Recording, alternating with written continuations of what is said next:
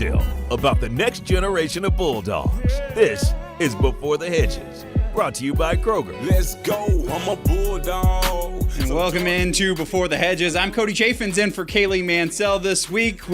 And boy, she picked a week to take off, right? Because this information just keeps coming fast and furious. I think back to a week ago, you guys were about to go on the air. Well, and then Ryan Mosley commits to Georgia. And then, of course, we had this show all planned out. And the Dogs finally get a guy named Justice. It took a while. It wasn't a Haynes, it wasn't a Terry, but they got a Justice with another pretty nice last name. I like that, Cody.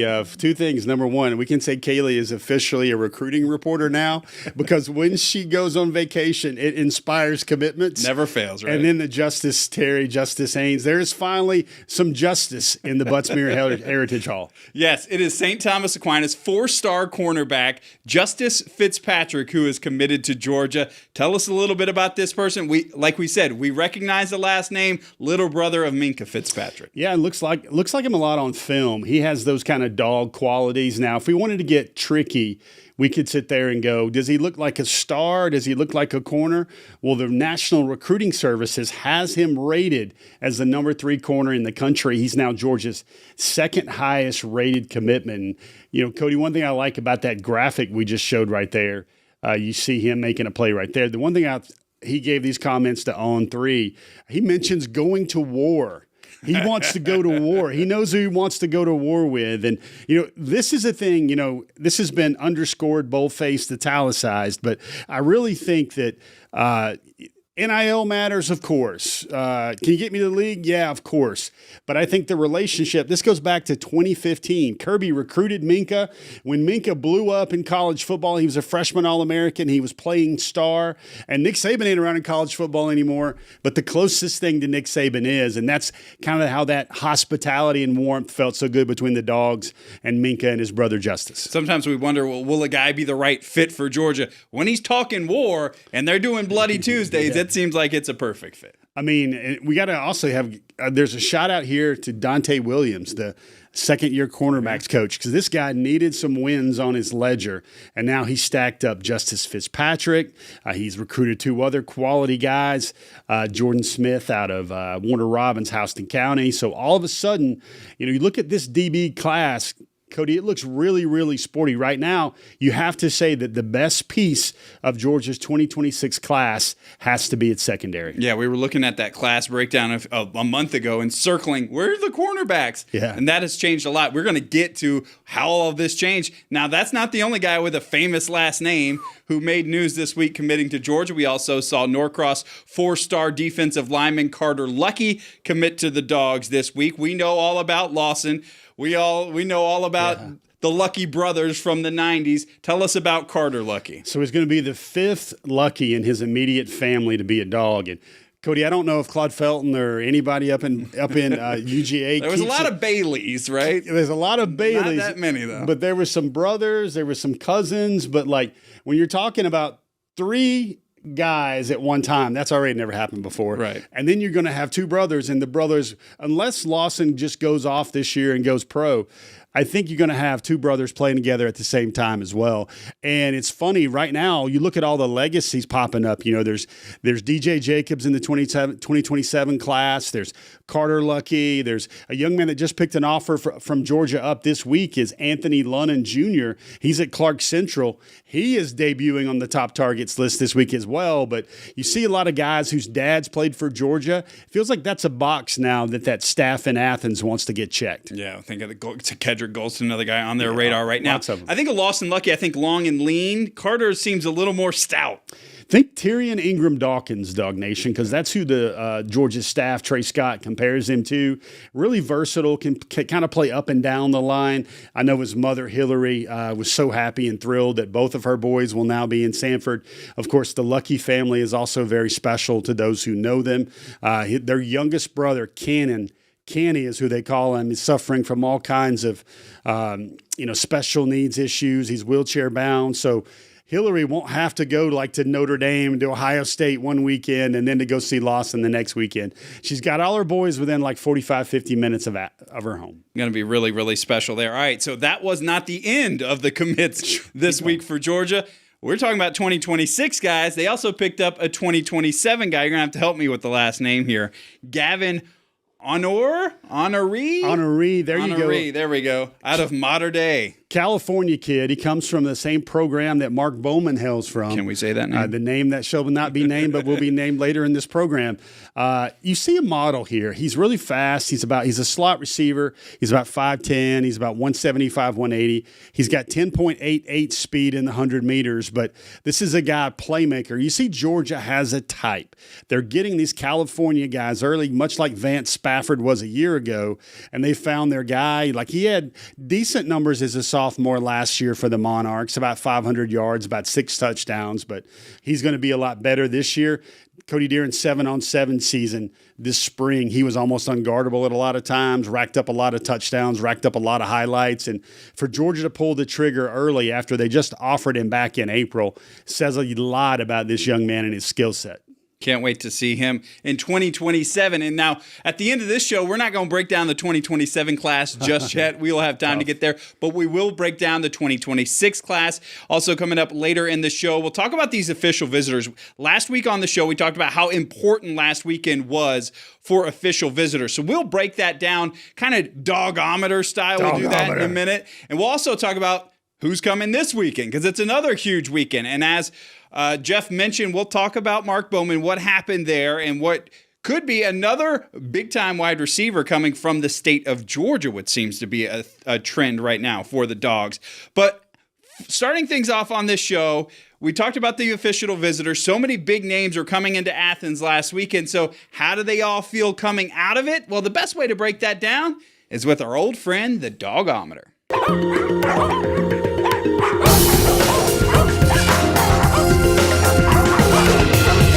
Dogometer on the show in a little while, so to kind of remind folks, this is kind of our gauge to see how close to being one of these big red bulldogs some of these guys are. So could they just be a Chihuahua? And they maybe just a Schnauzer. Could they be a black lab? That's close to a bulldog, but not quite. Or could they be that big dog that's eating out there? So how are these guys feeling? We'll have a few names here, and then we'll see where they fall on the Dogometer. Let's start with a 5-star wide receiver, Cedarian Morgan.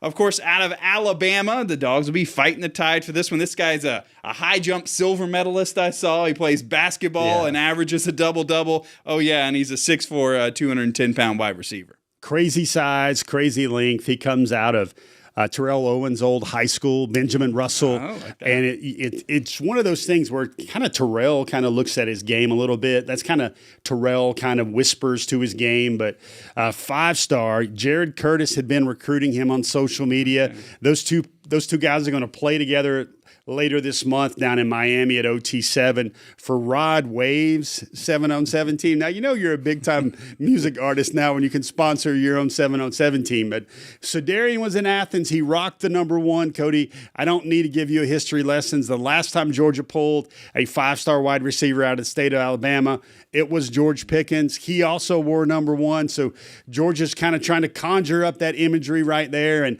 caught a lot of eyes this weekend about, hey, could this be the 5-star receiver? Georgia adds to the class. We'll see. All right, so the big question is, how is Cedarian Morgan feeling after his trip to Athens? Dogometer, give us the answer.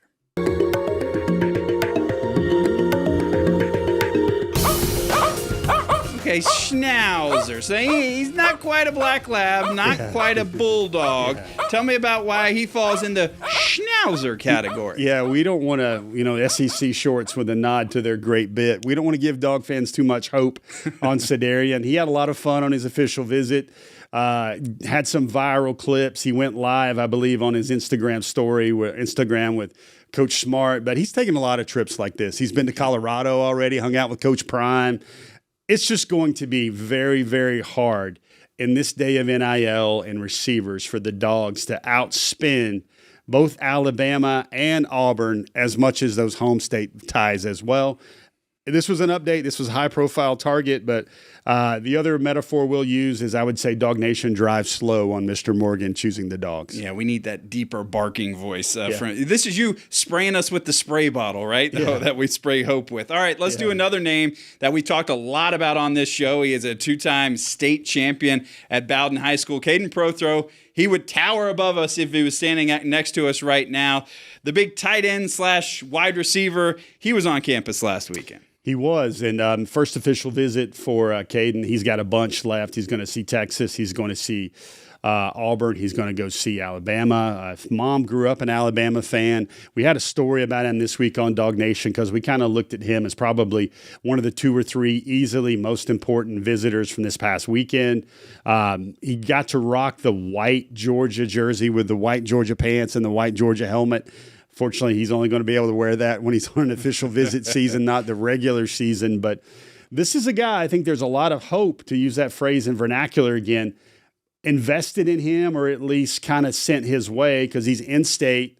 Todd Hartley usually gets his man unless there's 9 figures involved or something else like that. So actually 3-time state champion at Bowden High School. Sorry, Red Devils. I mean, hey, we got a lot of Red Devils that watch us. We don't want to get anything shortchanged. But this plays baseball of all things as well. His dad was a baseball player at Jacksonville State in Alabama. So, great dogometer. What do you think the dogometer has to say for this guy? Well, I know where I'm hoping it's going. Yeah.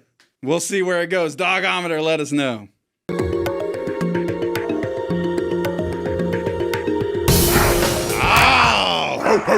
Let the big dog eat. On the dogometer, he's all the way at Bulldog.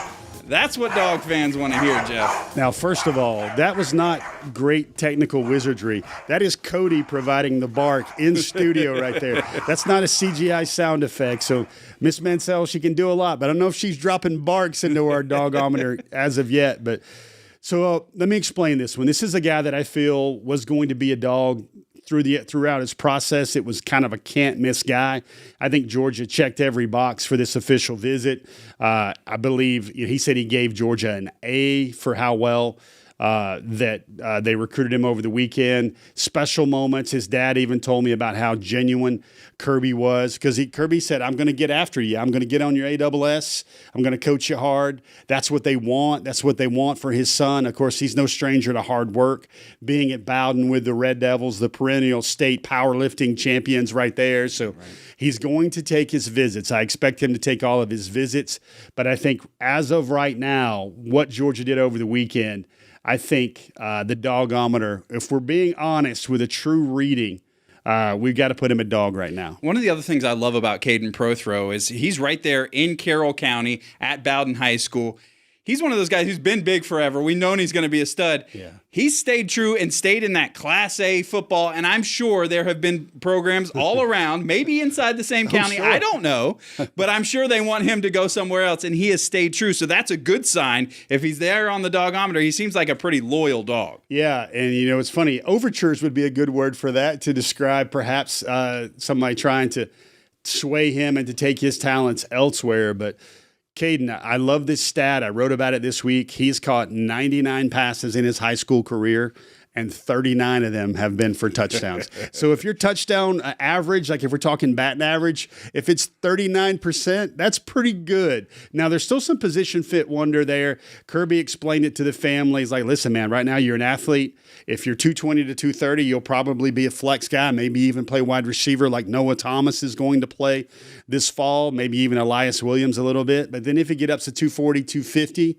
then he'll play tight end, and they're just going to let his body dictate what's going to happen there. All right, good stuff. All right, we'll go from Caden Prothro, who is a state champion in the state of Georgia, to another state champion in the state of Georgia, Kamari Brooks, another guy we've talked a lot about, North Oconee. He plays tight end on offense, but he's being recruited as an edge rusher on defense. You've told us so many times about what David Pollock thinks, and it's the moon of Kamari Brooks. I know it's a big battle with Alabama. How did he feel this weekend? Said he loved it. One of the things I thought that was awesome, Cody, and call me like an OG guy or an old-fashioned dude or whatever, but I still think some things can matter. Like we talked about relationships with Justice Fitzpatrick. towards the end of his photo shoot, and the boys call it now, I'm told, Club Coop for David Cooper, Okay. how he's got the mic and, it's a lot of really fun event. Well, Coop called, this is how the story was relayed to me. I wasn't there. But he called all the other dogs that were in the locker room for the festivities over and said, let's get a picture. There were 19 guys in that picture, and I'm talking about KJ Bolden, Nate Frazier, Noah Thomas, CJ Allen, bunches of 5 stars like Zayden Walker, Isaiah Gibson. I mean, think about this for a second. This is a freshman that's not even at Georgia yet, and Kamari Brooks was the only guy that got a photo like that.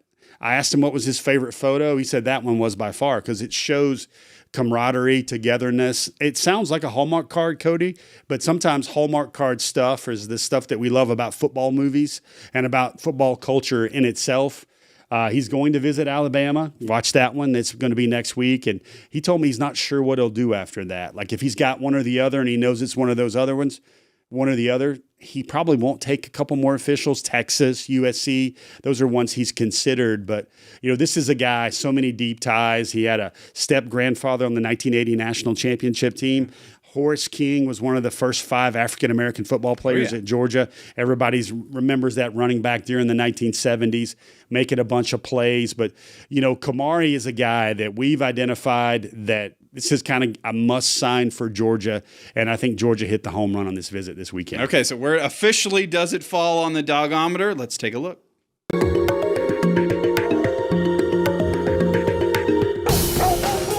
Black Lab, not too bad. He's not quite a dog yet, so that must be the Alabama-ness in there. But yeah. I like it much better than a Schnauzer and especially a Chihuahua. Yeah. First of all, I love that. We're going to approve the ruling of Alabama-ness in our conversation here. I love it when we can invent words.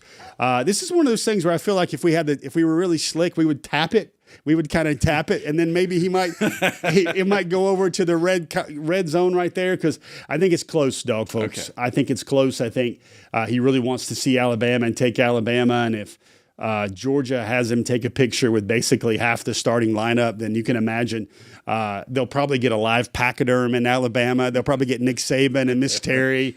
Maybe the 2020 national championship team will be there to try and make it feel special, but I think Kamari's been to Georgia maybe 16, 17, 18 times now, approaching 20.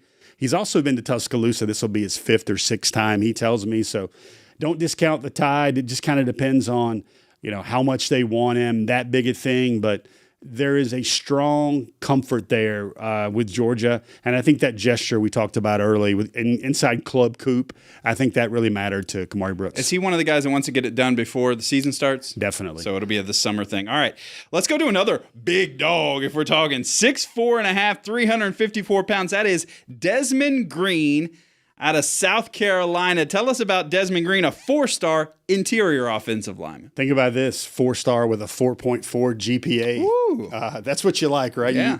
It's from South Carolina. Cody, I think he's been to see Georgia so many times. He might be over 10 himself. He was at multiple games back to back to back. Last season, he was at Georgia for the scavenger hunt. Okay. So he's and then he just came right back this past weekend for his official visit. Curious to say that after his official visit, you see him right there soaking it up. I believe that's before the Tennessee game right there. Georgia has made him a priority. I think there's been an issue with him in terms of they wanted to get his weight right. They wanted him to start dropping some weight. You mentioned the listed weight on the recruiting rankings, on the recruiting profiles, has him at 354. I believe he's almost down to 325, 330 now. Yeah. Georgia was basically like, hey, man, big fella, let's run a little bit. Let's get that off of you, and then we'd be love to have you in our class. And I think that's what Desmond Green's been doing.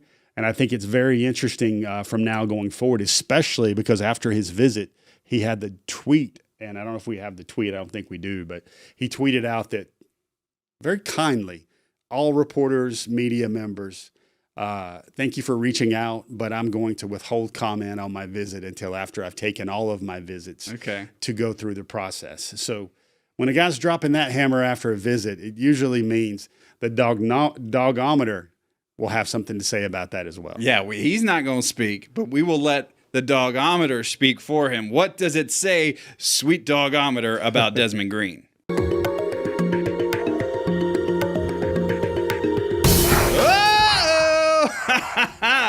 I love to see the glitter falling down from the sky. Look at the glitter falling from the sky, Jeff. There you go. I feel like it's Price is Right or some sort of showcase showdown right there.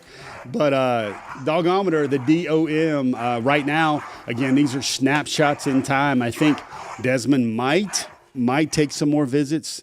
Might go see Oklahoma, might go see Clemson, South Carolina, other schools. Well, he's not going to see Clemson because that was their past weekend to do so. But other schools are in the mix. But I think he's really been circling around Georgia for a long time. And right now, if we had to sit there and say where we think he ends up, I would probably say Georgia's in a good spot. That's good to hear, too, because, again, with big hole right now in the offensive line for the class of 2026. So picking up a guy who's a big man, maybe not as big as he once was, would be a good thing for Georgia. So appreciate pulling out the Dogometer. We're going to talk more about the official visitors from last weekend a little bit later and who's coming this weekend coming up on the show. But as we want to remind you, each and every week Before the Hedges is presented by Kroger. And we talk so much about Kroger. You know about Kroger Boost and all the benefits you can get, the double fuel points and the deliveries. I love when that Kroger refrigerator truck backs up to my house and they've got that going for you. But that's not the only reason to visit your local Kroger. Kroger does a lot with pharmacy as well. So get your prescription transferred over to Kroger. You can pick that up when you go into the store and shop. They also do so much more. They've got folks back there who can answer questions for you. They're really good with me. I go in and say, hey, I'm all congested with my sinuses, and they find something for you. The pharmacist back there can also get your flu shot, other vaccines there as well. So please visit your local Kroger pharmacy or visit Kroger Health online for more on that today. Busy time of year. We talked about all the recruits who are committing right now, but it's also a busy time for our Jeff Sentell to get out and about and talk to some of these folks. And one of those guys, not too far down the road, Craig Dandridge, somebody you got to go talk to this week. So, Jeff, tell me about getting out there and meeting this young man from Cambridge High School. Yeah, I spoke to him a bunch of times, and I kind of had the feeling that he would have sort of those Jalen Walker vibes, just well-spoken, well-composed, communicates really well, has some good takes. And you got to love this story, Cody, because he didn't even have his first offer until like November the 20th of his junior year. Wow. Georgia jumps in with Tennessee, Oklahoma, other schools in January. But he had a monster junior year for Cambridge. He's, in my opinion, and it's not really debatable, the highest recruited player ever at Cambridge for the Bears in Bear Country. He's going to take his official visits. He has already taken a visit to Stanford, so that already tells you a lot about where the young man has it upstairs. Yeah. Georgia was this past weekend. He was one of those official visitors. This weekend is Georgia Tech. He's also going to see Tennessee and Oklahoma, and he's got his calendar circled right around his birthday. I believe June 25th is when he wants to make his decision. It's better to have family in town that day. I think 26th is his actual birthday. Really fascinating because we've talked to Craig a bunch of times, and he's always really impressed us. But, man, this DawgNation conversation, I'm going to tell you, I'm going to try not to hype it up too much, but we went about a minute and a half longer than we normally do. We try to keep them around 5 minutes or so, but 5.5 minutes at the max. But, man, Craig was so very well spoken. He got his points across. He talked about the dogs.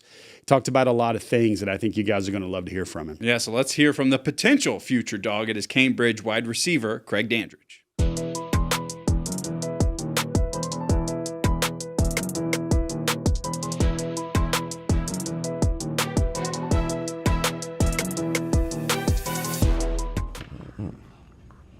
Craig Dandridge. Every time I see your stuff on film, I put a stock emoji up because it feels like November the 20th, you didn't have any offers. In January, you got your Georgia offer. Everybody came in, Tennessee, Oklahoma. Just what does it feel like to be in the midst of all these official visits right now? Does it almost like sit there and go like, thank you, Lord, or like? That's exactly it, man. I just sometimes got to sit back and really recognize how truly blessed I am to be in this position, because a couple months ago, I didn't know what I was going to do. Just being able to see like it all play out. I remember being a little kid, just seeing everyone's official visits and like all the posts. I was just like, man, like I want that to be me one day. And now like seeing that like my family and I are going on these trips, taking these pictures, and enjoying the experience, man, it's just like it's a dream come true. If you had to give one word to describe your Georgia official visit this past weekend, which one would you use? Intentional. Everything was very intentional with like the way they just greeted me and my family, all the interviews and just meetings that I had with coaches. It was just very like in depth and specific to just not just how I would fit, but how they would develop me and how they could help me become the player I could be. What's the biggest way Georgia helped itself with you and your family this weekend? Was there one area that they just bullseyed? They helped a lot by they didn't really talk about football as much. Because a lot of times I visit there and I've seen the football side. This time they really wanted to just drill in how like Georgia's not just a football powerhouse. They wanted to express how they are huge on academics and how they're also huge on player and personal development. So what's going through your mind as you guys go down the highway back to Milton from Athens? Yeah. We were really just in awe because like that official visit was very great. We had a great time on the official visit, just enjoying other recruits, the coaches, seeing their like true personalities about their families, what they like, what their tendencies are. We were just in awe. So we didn't break anything down until like we really got back home like the next day after. Are you guys a pros and cons family? Do you have like a sheet or something like that, or what do you guys do? Yeah, we do. We don't have a pros and cons family. We're not a pros and cons family, but we have like the names, like my top 6 on like a piece of paper, and then like we'll do like what's most important to me, most important to the family, and then like we'll go through like each visit, we'll see like what checks each box, and then we'll just see like where it just feels for home for me. Does Georgia check every box? How do you feel about that? Man, Georgia checked a lot of boxes. They did. I mean, these visits, I feel like that's what they're for. Like we went home from Stanford, like wow, okay, like I didn't know a lot about Stanford, but boom, like those boxes are checked. Like we got to be just able to like break down like what boxes are truly checked and not just what we think are checked. Like, because we'll want a school to be checking the box, but we'll have to sit down and be like, is it really checking the box? Kirk, in my experience, all these schools should have all the checks. It's just which schools have the biggest checks. Yeah, that's exactly right. Like what I've come to realize, like a lot of schools, when you go to ACC, SEC, like Power 5 schools like that, you see there are a lot of similarities with the equipment they have, the people they have, stuff like that. But it all just comes down to like how it's used and then like where it feels home for the player. Georgia is supposed to make you feel like a priority. What's the biggest way that they made you feel like a priority? Coming to see me. I know that taking the time out of your day to come down. Coach Cooley's came to my house twice in one day. One time to just sit and talk with my mom. I wasn't there, and then came back later that night and talked to me. And he was also there that morning to see me run routes. And then he came the next week to see me at my spring game and then sat with my parents in the stands. Like, that just shows that, like, okay, a coach isn't just taking the time to just do this and just not actually believe in me. Coach Jones told me a really interesting story about Coley. He said, like, I kind of likened it to him rubbing a magic lamp. But, like, as he was leaving, I guess, Cambridge after visiting with you one day, he was walking out, and he said over and over, I got to have him. I got to have him. Like, it was almost like he was chanting it or manifesting it. Yeah. Has he let you know that, dude, I'm not gonna have a great receiving core this year if I don't have you? He's made that a point to me a lot of times. Like, we'll be texting, and then we'll stop texting, and then like randomly throughout the day, he'll be like, I want you to come be a part of this class. And like just seeing a coach text me like that just shows that like it's not just word of mouth, and like there's something genuine behind it. I'm sure they wouldn't be great recruiters if they didn't try to get you to shut it down. I mean, you're going to take the plan of you're going to go see all your visits and then make your decision. What does the next few weeks look like for you? How important will those be? They're very important to me because my family and I have discussed that it's not right to close all the other doors without at least taking a peek what's in behind it, because you never know like what's around. So like they didn't even press the issue like of an early commitment or a commitment on there. Like they told me like they want me to like explore, see like, but when I feel ready, just to make it happen. Kirk, I've got to ask this now because it's part of my job. I don't try to get in too much in people's pocketbooks, but some kids tell me NIL will be important. Other people say those things you just said, education, development, maturity, making you a better man. Like, where does that fit into your kind of Tetris? Like, is it? NIL world's a tricky world because I know a lot of kids, they like to not chase a bag, but they want to be financially set, which is not a bad thing. I understand that turning down a large sum of money, that's a life-changing money, life-altering money. Some people never see that money a day in their life. But my family and I have recognized that like a lot of schools will offer that because they lack in other areas, like you said. Like they can't provide what other schools can provide. So for me, it's like I've told my family that it's not a determining factor for me. Like if one school is going to offer me a lot of money, But then other schools offered me something like it's not going to be the determining factor. And I told them that. And they tried to express like, okay, but I need you to understand like the value of that money over time when you save it and how it could grow with like passive income and everything. And I was like, I told them that I understand that, but I want to make the decision based on where my heart is and not just where the money is talking to me. Who are you most thankful for? Like, who are the people that really poured into you? Can you just describe what mom and dad have done for you? Man, my mom, my dad, my stepdad, my sister, those, and then like they really helped me just always keep my head on straight and keep pushing myself and to never really lose sight of the goal. And then like when I was able to get deepen my faith with God, like that's what really changed me and helped me elevate my game. So I'm not just playing for my family, I'm also just playing to give grace to God. You're right. That's really good stuff from Craig Dandridge. I'm curious your thoughts. If we had to pull back out our dogometer, where is he falling right now? He's probably right where kind of Kamari Brooks was. I would say Black Lab, Okay. but if you tap the readout, you might get it. You might have it pop into the red a little bit. There's a lot of things to like about Craig. The one thing I thought was probably the best, whereas kind of that DawgNation conversation went into overtime a little bit, was when I asked him. I said, "Hey man, look, I'm not trying to get in your pocketbook a little bit, but it's a job that it's my job now to ask, is NIL going to be a big thing?" First of all, Cody, nobody's going to say, "Oh my gosh, NIL's everything." Right. Like, pay up, you got me. But he said, and I thought this was very, very interesting the way he said it, because it seems like there's genuine thought behind it, is he said, you're normally, if you're the high bid school and you're trying to woo the recruit and say, "Hey, we're just going to win the bidding war here," money whipped, as Brandon Adams likes to say.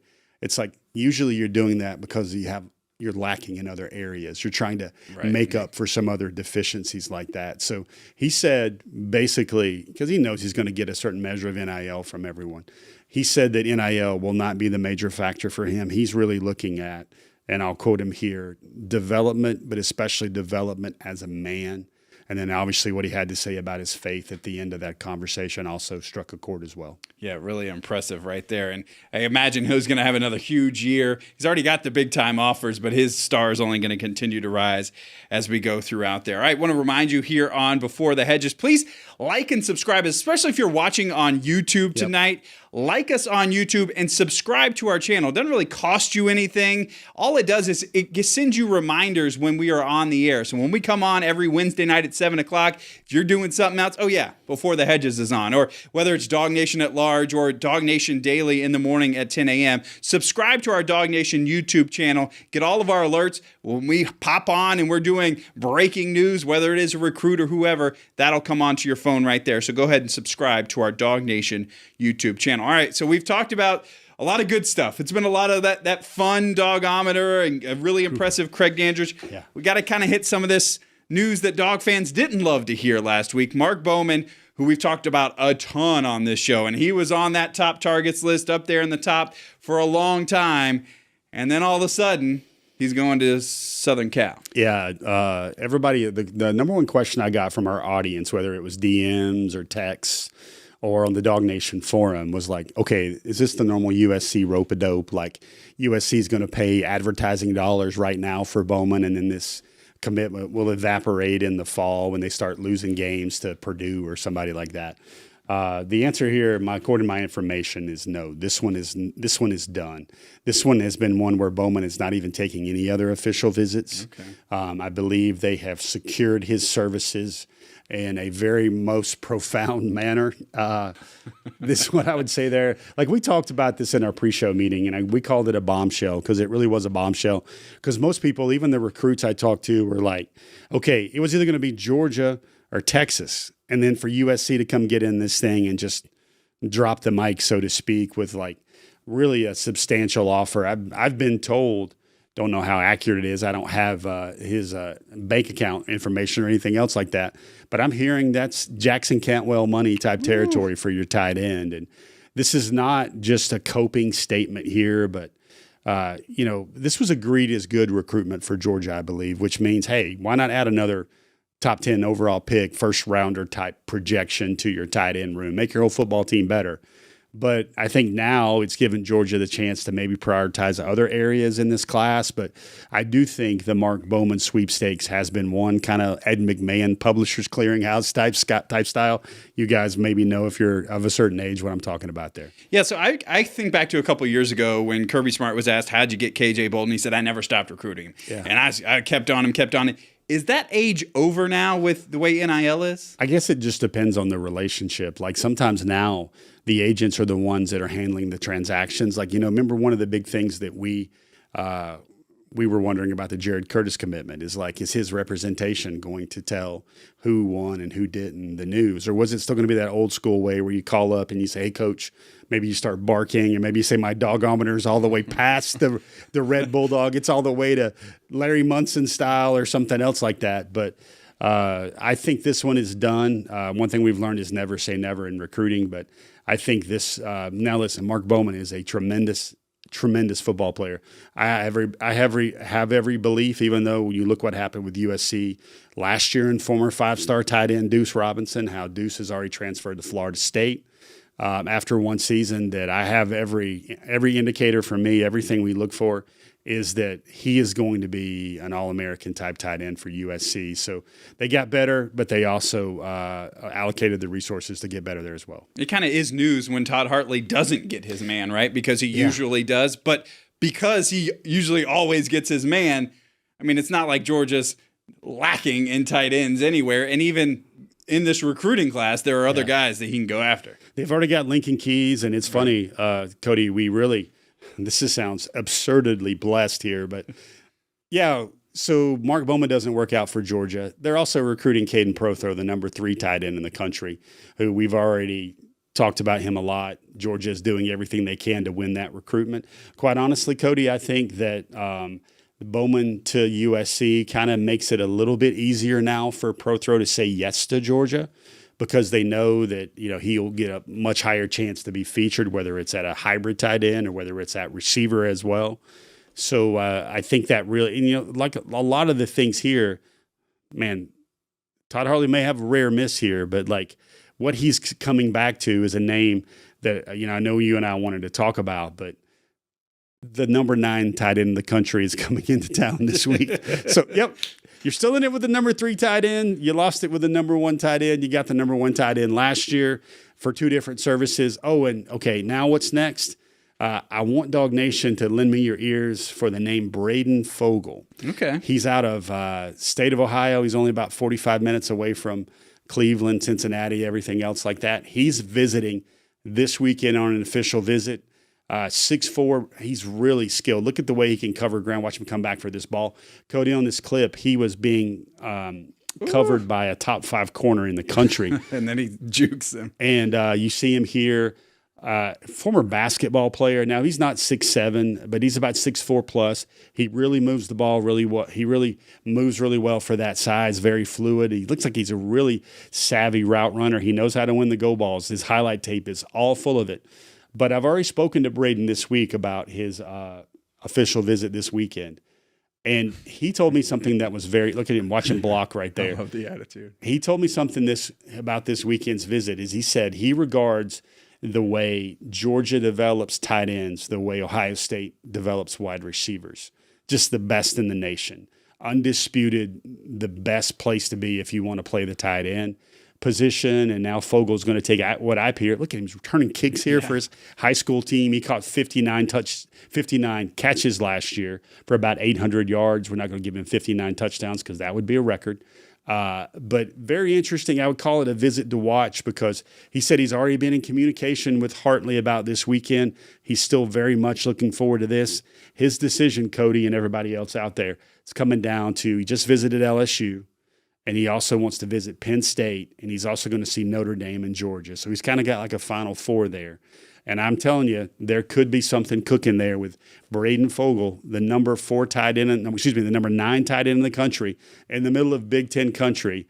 I find it very odd that if Georgia was able to win this recruitment and garner the commitment from Fogel, that their current 2 tight ends are both within 45 minutes of Columbus and then 45 minutes of Ann Arbor. They pulled 2 tight ends out of Big Ten country. That's really good. All right, so Braden Fogel, a name we're going to keep our eyes on. The little Sentell's intel right in the middle of the show. That is why you watch Before the Hedges every week. My final question on this Mark Bowman thing, and you talked about the money that he's getting there.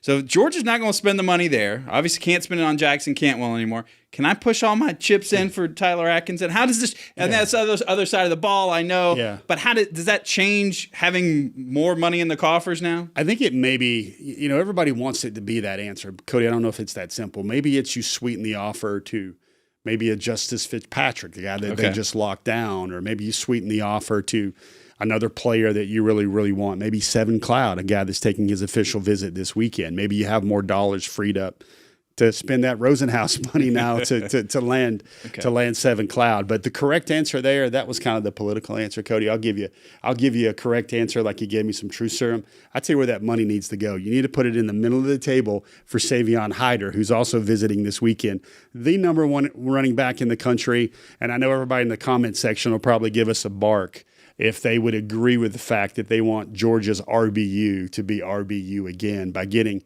those very excellent top shelf tailbacks in the future. All right, you talked about a couple of those recruits that are coming on to campus this weekend. We'll get to more of those in just a minute. I do want to remind you to please watch us tomorrow night. So I'm filling in for Kaylee on Before the Hedges today. I'll be in for Kaylee tomorrow on DawgNation at Large. That's with Connor Riley at 7 o'clock. If you want to see me the rest of the week, I'm on the Beat with Mike Griffith every Monday night at 7. And do want to remind you, we've got DawgNation Daily for you every morning, 10 a.m. And Brandon breaks down a ton of these recruits because we only get to do Before the Hedges once a week. Brandon gets to every day, it seems like right now. He's got a commit that he's talking about. So we talked about the official visits. Last weekend was such a big one. We saw commits come out of that.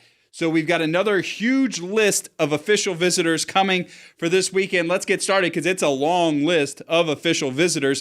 And when you take a look, give me some names. You talk about Seven Cloud, who's, I guess, still committed, but also committed to Drew Rosenhaus now. So what does that mean? And there's that name, Braden Fogel, the tight end, the 4-star tight end we just talked about. First off, I want to just give you guys a good, maybe behind-the-scenes thing on logistics.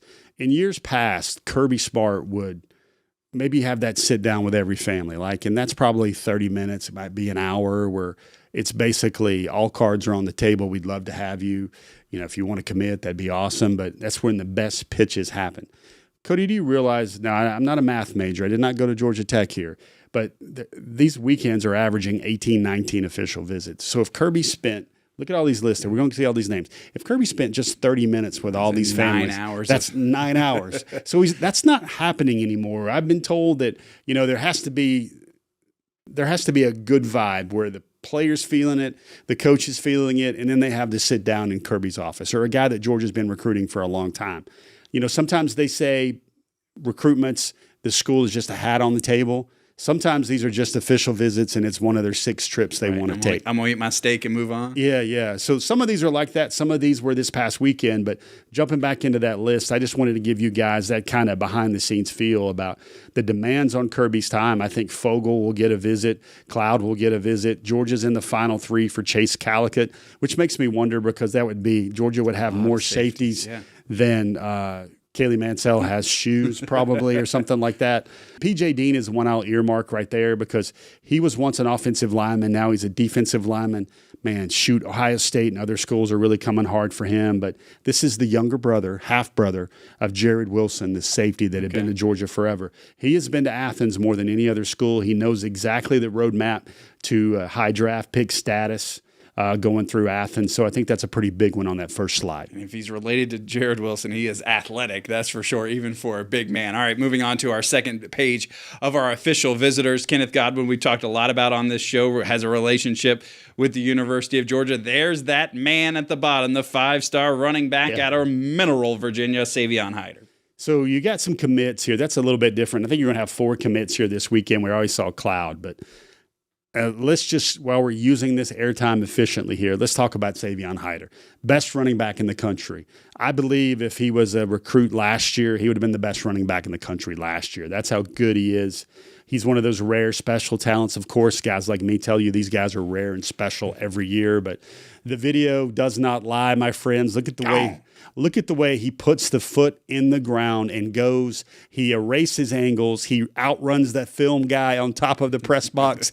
That's how fast he is. That's the good news. Now, Georgia has been in great spots with Savion for the longest time, but I do believe NIL will be attached to this recruitment. Michigan, Tennessee, they're really going to pony up, and so much to the point where we're talking about even running backs now. Cody might go for upwards of 1.5, 1.7 per year, and I don't know if that's just too rich for Georgia's blood there for the running backs. But here's what I'm going to be real. I'm going to tell you this, Cody. The one way I'm starting to look at Georgia's recruiting classes every year is where do you really need a guy? Like if you look at tight end, did Georgia really need a guy? No. I mean, they would love to have another first rounder, but they've got 2 future NFL tight ends they just signed last year. One of them was the number 1 tight end in the country. Look at linebacker. Chris Cole, you got at least 2 more years of Chris Cole. Justin Williams, you got at least 2 more years of him. Zayden Walker, the number 1 linebacker last year, you got at least 3 more years of him. Where do you need guys? Well, of course, you need a quarterback. Georgia already checked that box. But you also sit there and you look at running back futures.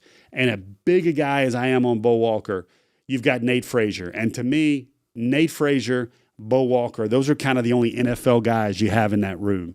And that's a place where Georgia desperately could stand to add some of that first-round top-tier talent in this class. All right, so we saw Savion Hyder will be there. Graham Houston, you talked about the commits that will be there. Love having those guys on those kind of visit weekends because they're doing the recruiting as well. You got Buford High School in the house, and that Buford curse has been put to rest as well. And a couple more names on the rest of these slides I want to show you guys. All right, let's take a look at the next page.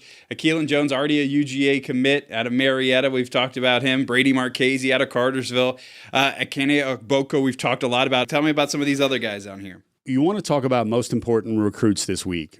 Hyder, definitely.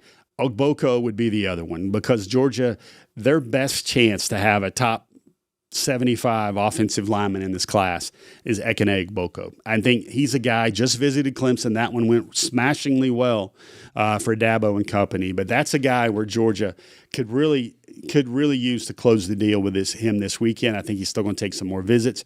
Brady Marchese, now that's a name to be a little cautious about. There's already Vance Spafford, who, you know, most of the chatter has maybe Miami or Washington pulling the flip now with Spafford. He's out of California. But also there's some lingering things there with Marchese because he just took an official visit to Michigan this past weekend. So Marchese, that's a name where Georgia kind of needs to make sure that they hold serve there a little bit, also with one of the more interesting guys in the class this week. But definitely on this list right now, you've got Zachary Lewis out of North Gwinnett. Always interesting to see Georgia go after under-the-radar offensive lineman. But that's probably the group. Keelan Jones, obviously, mom went to UGA. He's one of those UGA commits that I don't think is any in doubt. All right, let's take a look at the final page of our list right here. And you got Drake Quinn, another Buford, Fletcher Turk out of Decula, Rock Hills, Tamrion Watkins, and then a UCF commit coming up from Leesburg, Florida,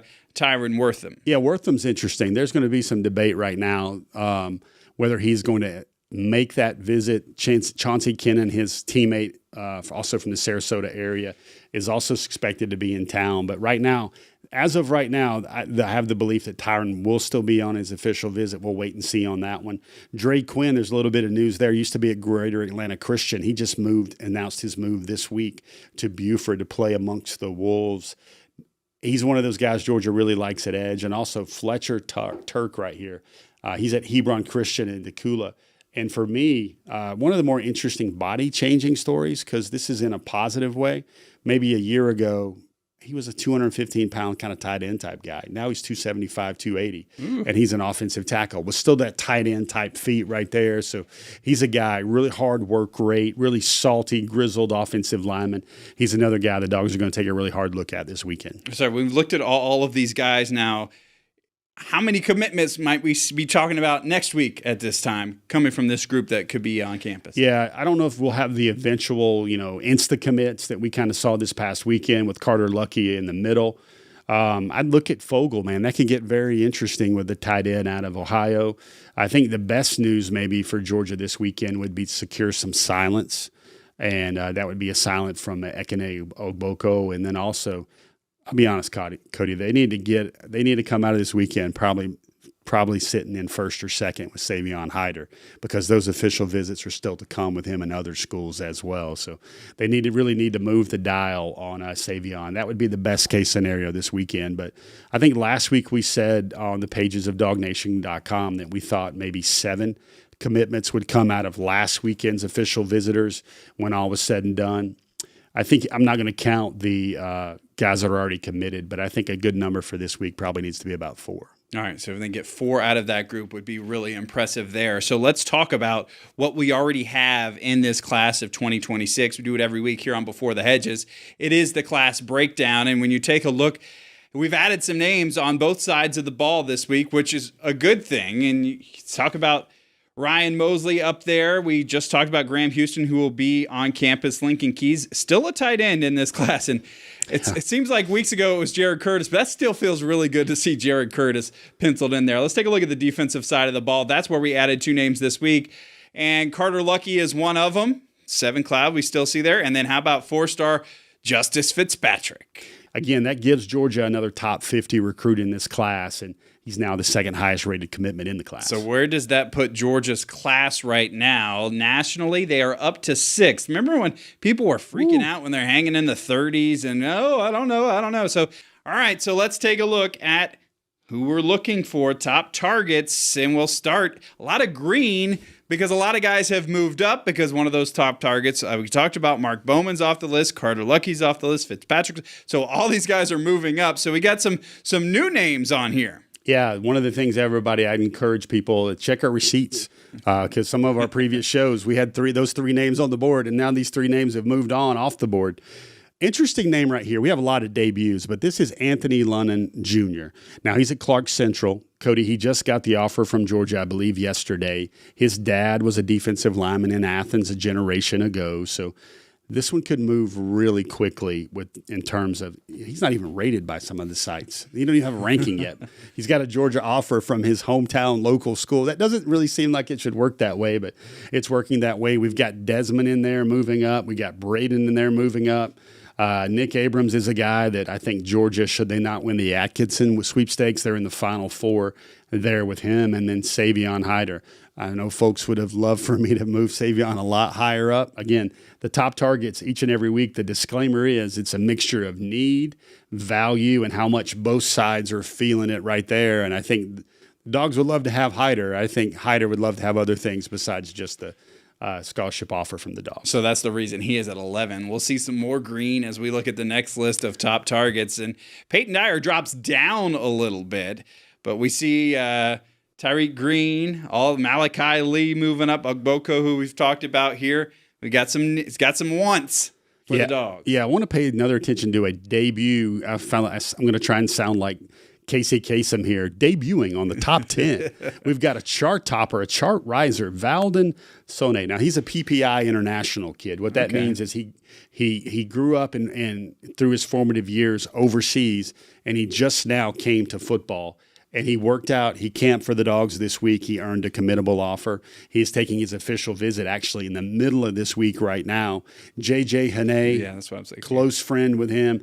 PPI, Hero Canoe, some of those names that Georgia has been recruiting hard. There's great mutual respect from Brandon Collier, who runs PPI Recruits, and all these young players. But you keep wondering who the D-line targets are, who are they going to be. What Georgia's doing this year, Cody, which I really like, is they're watching these guys work out for them, coaching them, pressing them, extending them, watching them strain. And then all of a sudden, these guys are not only getting offers, but they're moving way up the board because of what they've seen in person, not just on film, against maybe inferior competition, things like that. I really like that. So it's definitely a change of strategy there. Really interesting stuff. All right, moving on the top targets. And there's our man, Craig Dandridge. We talked about. He's at number 5. Jay Lamar from down in Colquitt County. Caden Prothor still there. Atkinson stays put. Kamari Brooks now number 1 on the top targets list. Yeah, we moved Kamari up there because I just kind of feel like, listen, I've said this a couple times. I would love to buy stock in Tyler Atkinson. I think he's going to be an All-American. I think he's going to be a likely first-rounder. but I know a lot of other schools out there would like to buy some stock in Tyler Atkinson as well. He just visited Clemson this past weekend, and that is the only official visit he has announced so far. I think Tyler is going to be very methodical and very calculating with his official visits. They're going to kind of drop them one by one, and he hasn't announced one yet as of Wednesday afternoon when we're recording this. So very interesting there with Tyler Atkinson. I'm going to keep him 2, but I'm moving Kamari Brooks up to number 1. I'm just kind of moved by all those Georgia ties. I'm kind of moved by what the great David Pollock says. He's a 3-time state champion. He's got 2 basketball rings, 1 football ring. He's got the family ties and the legacy. And then what Georgia did to kind of show him he was important with that group photo during the photo shoot, I think that's big. And hey, who doesn't love a Georgia-Bama slugfest at the top? I want to call back to these names really quickly because there's a lot of things going on with these 5 names. We mentioned Jay Lamar in the top 5. Jay Lamar also took his official visit to Clemson this past weekend. He's going to come see Georgia on June the 20th. His commitment date, that will be his last visit before his commitment date on June 25th. Right now, he's Georgia's best chance for an elite back in this class. Mr. Dandridge, if you saw the video in the middle of our show tonight, the DawgNation conversation, you're probably wanting to join the Craig Dandridge fan club after seeing that one. And then Mr. Prothrow, we talked about him during the Dogometer, and the Dogometer had its own opinion about where Prothrow stands with the Dogs right now. And it was a big old bark, wasn't it? All right, so that's our top targets. Who are the guys that are just off of that top targets list? Well, let's take a look at some of these names. And names we've talked about. Tico Crittenton jumps on there out of Lithonia. Yeah, Tico just visited. He was one of those 19-18 official visitors last weekend. I think it went great. I think Georgia's now kind of churning the defensive line board about maybe the guys that they thought were at the top are now maybe in the middle, or maybe there's a little bit of logjam with not a lot of separation. Chancellor Campbell, another guy who just visited Georgia. He's the 6'8" offensive tackle out of St. Pete. He just visited Georgia for the official visit. He didn't reach Dogometer status yet, probably because we couldn't fit him because he's 6'8.5". Campbell came out of his Georgia official visit not saying the things perhaps that DawgNation wanted him to say. He basically said that Florida and Georgia are tied right now coming out of that official visit. So interesting language right there.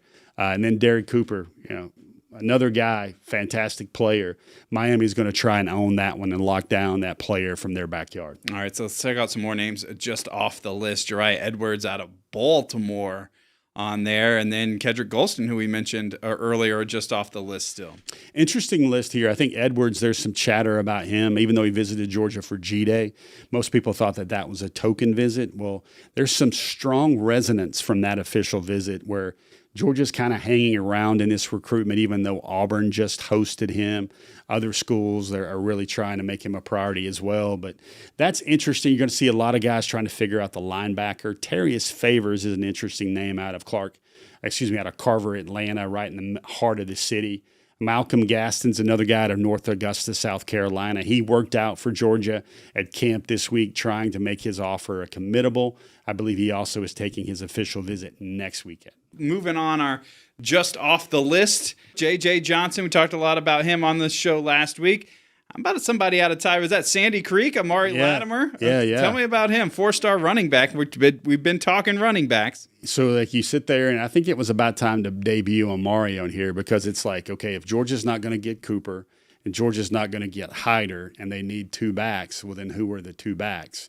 It seems like Carson All-Day-Baker is going out of Langston Hughes is going to choose Florida, or at least he's leaning hard that way. He never scheduled an official visit to the Dogs, even though he's canceled officials to Ohio State and Clemson. So right now, Amari might be the best, most likely second back for Georgia in this class. Intrigue right here, James J.J. Johnson. Some people have him as the number 1 defensive lineman in the country. He just took his official visit this past weekend. He did not reach Dogometer status. Texas, Miami are schools that kind of loom large there. And 2 last names. It gets very interesting now with the Justice Fitzpatrick commitment because that's 1 corner. I think Georgia's only going to take 2 corners in this class. Okay. We mentioned Peyton Man Dyer earlier. Caden Harris, who's currently committed to Vanderbilt. And you also have Chauncey Kennan out of Sarasota, Florida. This, Cody, to put it very simply, might be a case of we got 1 spot left. Who wants it? Caden, do you want in? Man, do you want in?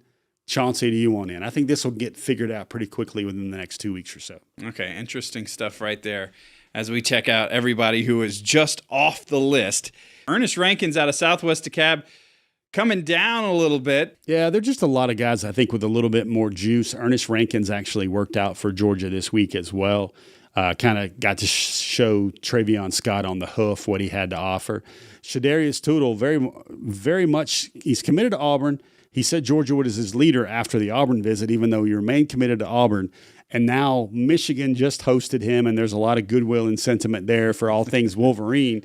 So I'm going to say those waters are classically, if we were like Glenn Burns and we had a weather map, I would say things look cloudy right there with Shadarius Tootle. Here's what I will say. I will say that look for this month and next month. I would say 85% of Georgia's recruiting will be done over the next 2 months. All right, really good stuff right there. Appreciate you joining us this week on Before the Hedges. We'll see you right back here. And Kaylee Mansell.